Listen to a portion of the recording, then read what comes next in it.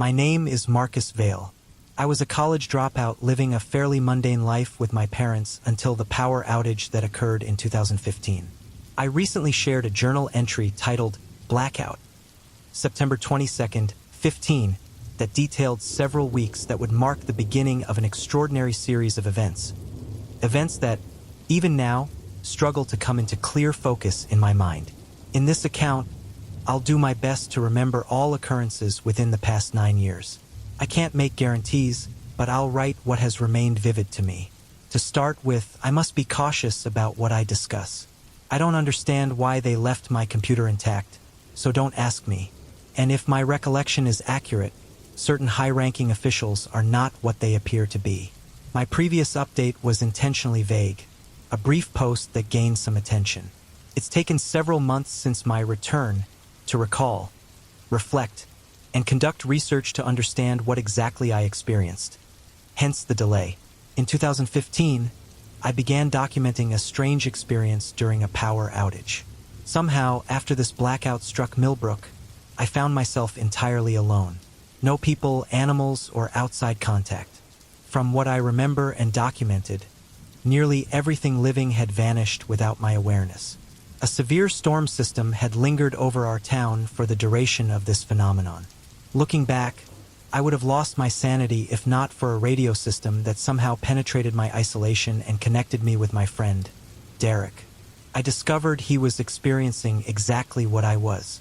After some time communicating, we both encountered and came dangerously close to a set of pyramid-shaped objects that made us both violently ill. I somehow managed to escape this situation. To address an obvious question early, Derek remains missing to this day. I haven't spoken directly to his family as of writing this, but I've been assisting in his search as best I can. On the other hand, the official account of the blackout goes like this. On September 22, 2015, a power failure hit Millbrook. It was restored within 5 days. Allegedly, crime rates increased due to the power loss, resulting in what authorities labeled as a series of connected disappearances. 6 other people besides Derek and myself went missing between September 22nd and 27th. Strangely enough, law enforcement has extensive files about bizarre and impossible break-ins occurring during this time frame. Some, according to reports, happened in the time it took to turn around and back. Other residents complained about groups of unmarked vehicles blocking roads, most leading into the mountains surrounding the city. These residents also reported seeing smoke rising from deep behind these blocked roads. I am the first and only missing person from this period to be found. Granted, 9 years later, I was discovered, according to my mother, on the outskirts of Millbrook near a storm drain. I was in a comatose state. When I pressed for details, she said I was found clean, well-groomed, with my old backpack, wearing clothes I would have worn on any ordinary day, as she remembered. This was in October of 2024. My first clear memory in years was awakening in a hospital to a nurse checking my vitals. There was a dried clay figurine made with craft sticks on the windowsill to my right, Charlie. I regained consciousness only 2 days after my discovery. I learned I had been reported missing for 9 years, my parents had separated, and I was presumed dead after 6 months of searching. Now I'm in my early 30s. My mother was first to arrive. She wept extensively. My father came next, and he questioned me somewhat harshly. It was surreal seeing them with nearly a decade more life than when I'd last seen them. I greeted them as if I'd just awakened from an extended nap. The doctors were amazed that, under the assumption I had been unconscious for so long, I had retained my speech and motor functions perfectly. After everyone was assured I was stable enough for questioning, the interrogation began. First my parents, then police, then various other interested parties. What do you remember? My response was that I simply didn't know. This was partially untrue. After the questions came an uncomfortable physical examination, something I assumed they would have done while I was unconscious anyway. They discovered minor burn scarring across most of my body, several heart irregularities beginning with murmurs, and a small scar on the inside of my left wrist between the 2 bones. Something they missed, as I see it, is a small spherical object like a metal bead lodged just beneath the scar. It disturbs me whenever I feel it, or worse, when I get the compulsive thought to manipulate it. I haven't told anyone about it. There was nothing more beyond that. I was back and have been for some time now. I've been reintegrating into society gradually. I have a job at the local grocery store now. I have regular medical checkups and a strict diet and medication regimen to follow. There was nothing more beyond that until quite early on I began to remember and reflect and research. Some people, when they recall something traumatic, tend to relapse or panic. I didn't panic, but I couldn't remain still. I reread my journal eventually, and along that process I revised it and shared it. Only then was I prepared to discover the truth of what really began all those years ago. Before I share what I've assembled, I wanted to preface my experience with an account I discovered during my research. This, I hope, provides much-needed context to what I've come to remember. The first sighting was on Memorial Day of 1973. It began with the family of a man named Robert Hayes. According to the online report I found, it was approximately late afternoon, and the family, wife, teenage son, teenage daughter, in-laws, cousins, and other relatives, had begun their annual Memorial Day gathering. After an hour of barbecuing, the family went to set up their traditional games. The son, along with one of the cousins, saw it first. The two were standing near the edge of the backyard, close to a wooded area, when the son shouted. Robert Hayes and his brother-in-law rushed over immediately and pulled the children back, suspecting a wild animal problem the Hayes family had been dealing with recently. Robert was puzzled when he saw a pair of blue lights beneath the dark canopy. His son, brother-in-law, and cousin retreated as the object became visible, gliding toward Robert. He described it as a dark triangular prism, black and reflective like wet asphalt, roughly 12 feet tall. It had two blue lights. Robert described them as resembling headlights that intensified as it approached. The object hovered 4 to 5 feet above the ground and apparently heated the air around it. When it was less than 12 feet from Robert, it stopped and directed the lights from its eyes onto him. After doing that, Hayes said it emitted a brilliant, rapid flash that resulted in searing heat and a sound he compared to a camera flash. The vegetation in the immediate area caught fire. Robert recalled being in too much agony to notice the object withdraw. The family filled this gap in his account, stating that the object vanished as slowly as Robert said it had approached. Police were contacted and a brief investigation occurred. Nothing conclusive was found except charred vegetation at the forest's edge. According to a police officer I spoke with, an elderly man and friend of my father's who worked as a patrolman at the time, the Hayes family had relocated shortly after this encounter. No explanation provided. This report was on an online forum. It vanished a day after I screenshot the complete text. Not just the report, but the entire forum website. If Robert Hayes is still alive, I hope to reach him someday. If this happens, my communication with him will hopefully be documented in my next post. I firmly believe that my documented encounters in 2015 were with something consistent with both Hayes' sighting and what I would come to remember after I wrote my journal. With this established, here is my account starting on October 12, 2015.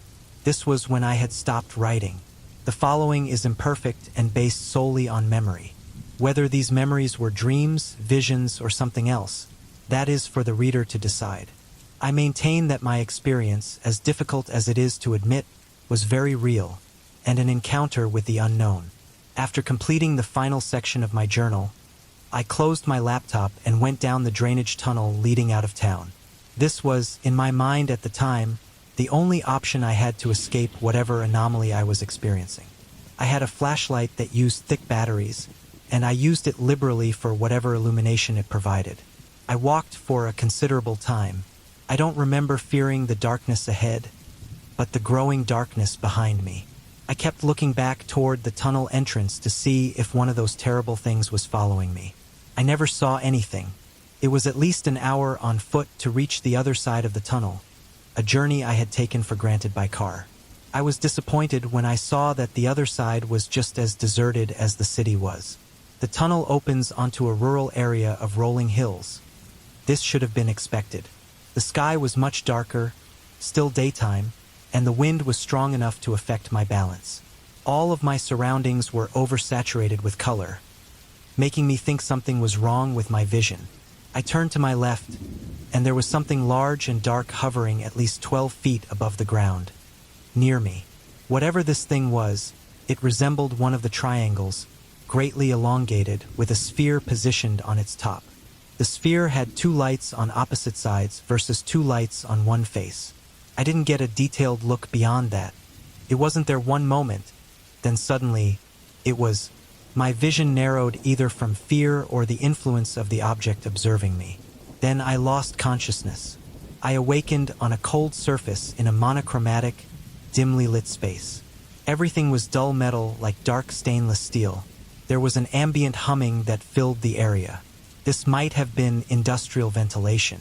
Behind this, I could hear footsteps shuffling around me. My vision was painfully nearsighted when I awoke, and it didn't improve as I tried to focus. From what I could determine, there were 3 figures surrounding me. All 3 appeared, from my position, as complete shadows.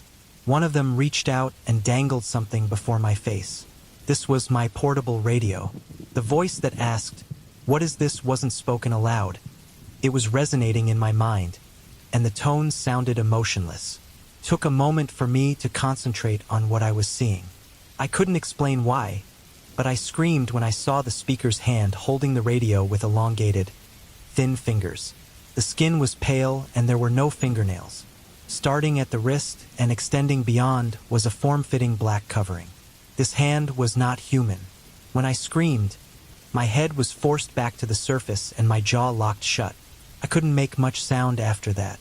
I watched them take a cassette from somewhere, probably my backpack, and attempt to insert it into the radio. They did this deliberately for me to see. They ensured it was directly in my line of sight. The song selection alone made me want to struggle more than I already was. Bad Moon Rising. The one that had communicated with me watched with dark, enlarged eyes as I jerked my head around.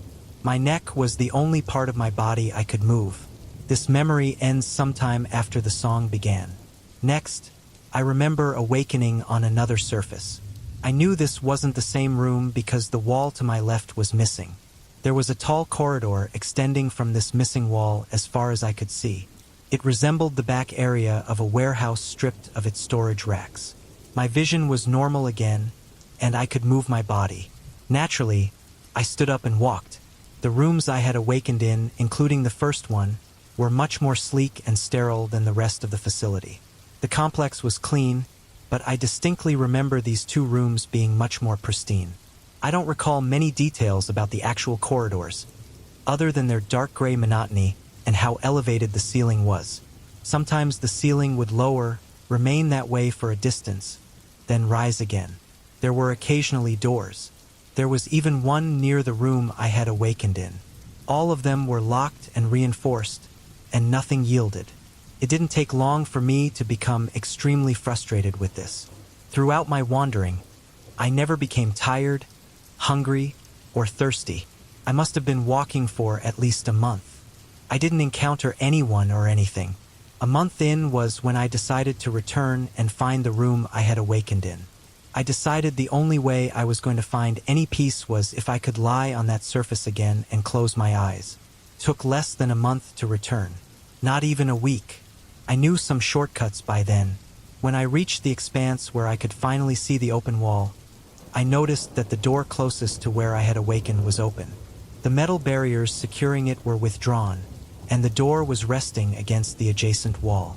Inside was a clean, large storage room with no extensions. Only fluorescent lights in the high ceiling. On the center floor was a tall triangular prism. I paused for a moment when I realized what I was looking at. There it was, in a room with a doorway too small for it to exit. Its lights were dark, and it appeared deactivated. At that, I simply backed out, closed the door as best I could, and lay down on the surface I found myself on initially. It was oddly comfortable, and I fell asleep immediately. Next, I remember several visions. They're all disconnected, and may have been years apart. I don't remember what preceded them or what followed. Whatever remained prominent in my mind, I'm documenting. First, I walked up to a door and looked into a room. I did not have any voluntary control. I had a sense that all of these movements were predetermined. This room was pristine like the previous two I mentioned. In this room were 3 or 4, probably 4, figures. They were tall and thin, all holding what appeared to be narrow hammers with both hands.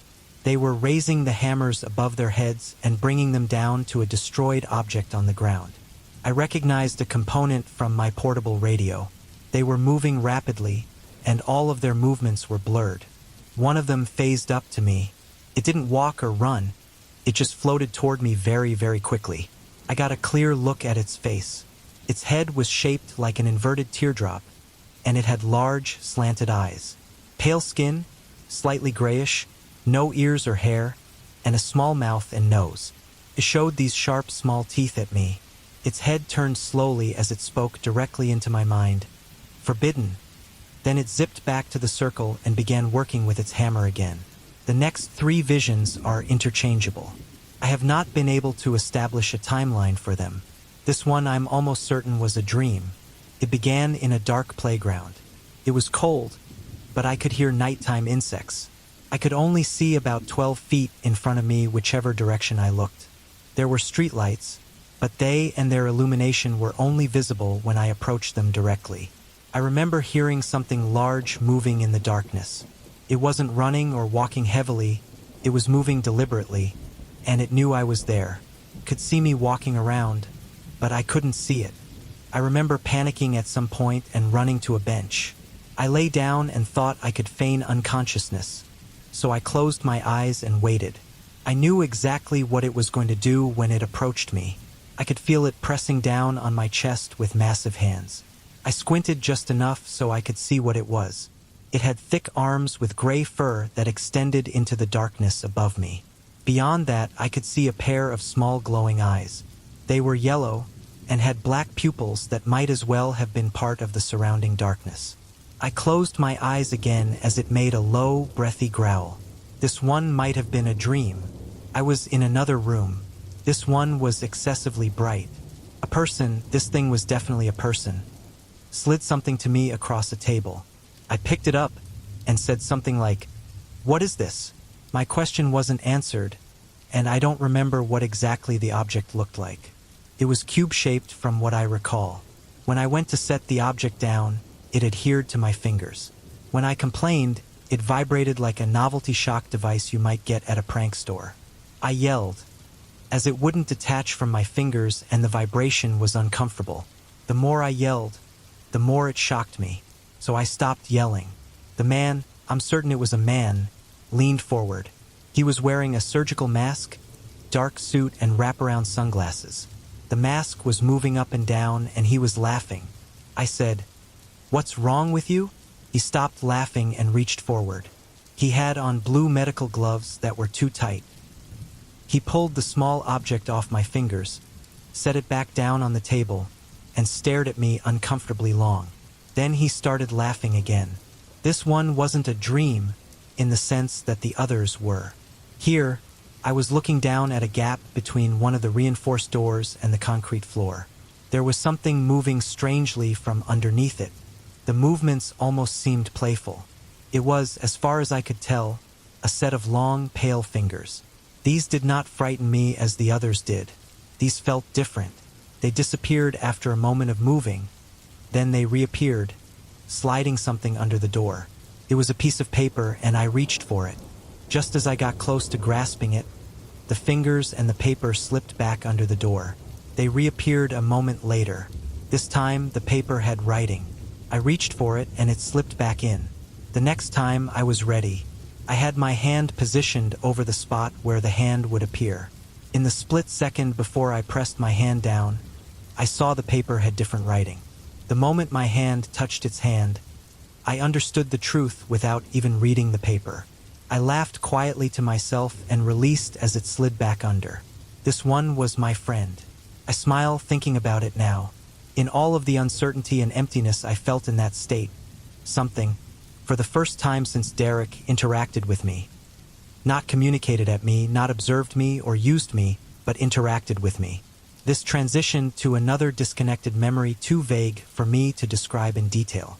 This one was in a dark room, and it felt like an eye exam with patterns of lights instead of letter charts.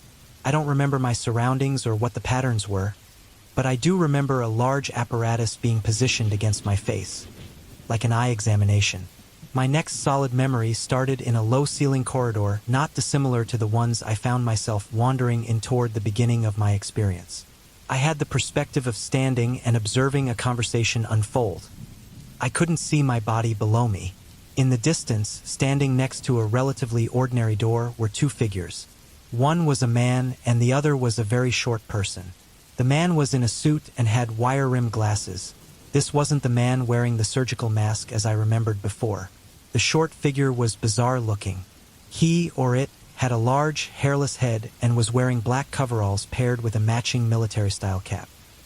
He had long, pale fingers and was looking up at the suited man with his hands clasped behind his back. The suited man was expressing something accusatory toward him. I felt intense disgust for the suited man. Every kind of negative energy I could imagine was emanating from him in waves, yet his outward appearance was controlled.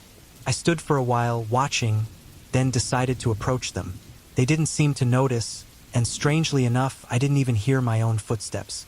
I might as well have been invisible. When I approached them, the energy became overwhelming. This feeling almost overshadowed my recognition that the person I was looking at was a former high-ranking government official, and that the shorter figure was not a person at all. I knew this as fact then, and I know it now. The short being looked at me with eyes that were large and keen with examination. The official didn't seem to register me until my energy began to overflow, and I could feel my body emanating heat. I was very close to them. He turned to me, still talking to the being, and said something like, "This is what I mean, we can't have them wandering around like this. They will observe and remember." The shorter being remained silent. From this moment, I took away that this official was behind most, if not all of this. It was a very strong conviction. I despised it. I withdrew from the conversation and lost consciousness when the short being raised its hand toward me. Then, there were people in surgical masks around me. I could feel that a point in the center of my forehead was exposed. It didn't hurt, but I could feel pressure, and they were working with instruments. The official was standing to my right, looking satisfied, but not smiling. I loathed that man intensely. I was receiving a mental download that kept telling me, "It's him. It's his doing."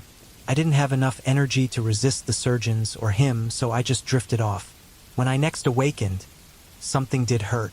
My left wrist, lower back, and both of my knees. Nothing from my forehead. I was standing upright in the center of a small, dark room lit by an amber incandescent bulb. This was the first time I registered my age. I've always been thin. Here I was more filled out. Not heavy, but healthy. I knew I wasn't old, but rather older. I was well-groomed. My hair had been cut, nails trimmed, and on my face I could feel full facial hair. I was used to it being sparse. For once, I wasn't wearing a jacket and jeans. I was in a hospital gown. My skin, once irritated and marked with blemishes, looked completely healed. I was standing there looking at this weathered door. There was no handle on the inside, but there was a sliding panel at eye level, like you would see in a detention facility.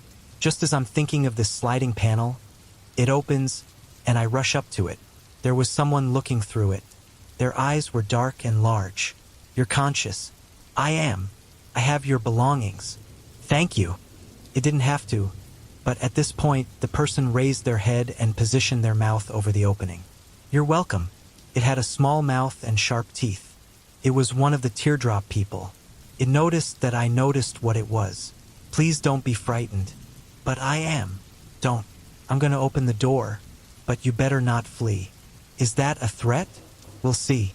It opened the door and stood in front of me, full-figured. It blurred itself so I didn't have to look at it directly. The only features I could see clearly were its eyes. Proceeded to glide down the corridor to my left, and I followed it. I wasn't scared then. It was tall, but it was also thin. If it tried anything, I could probably defend myself.